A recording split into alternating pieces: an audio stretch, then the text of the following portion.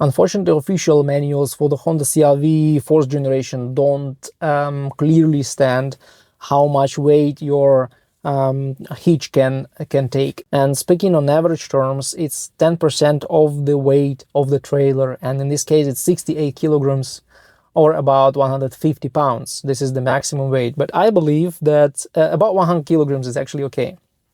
The problem is that this weight goes into the payload. So if you're towing a trailer, you need to count this as a payload of about 100 kilograms.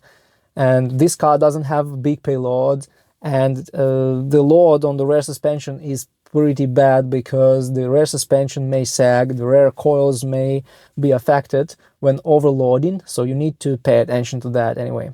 And the towing capacity is not perfect in this car. It's 1,500 pounds or 680 kilograms because of their rear suspension problems. I believe Honda limited these payloads, towing capacity, and also hitch load to avoid a lot of problems with rear suspension. It was a common problem for rear suspension to sag a little bit, and you may have seen the cars with a wrong position of the wheels, of rear wheels, and with the wrong position of the car body. This is a problem that costs a lot of repair, so pay attention to these limitations to not overload your car.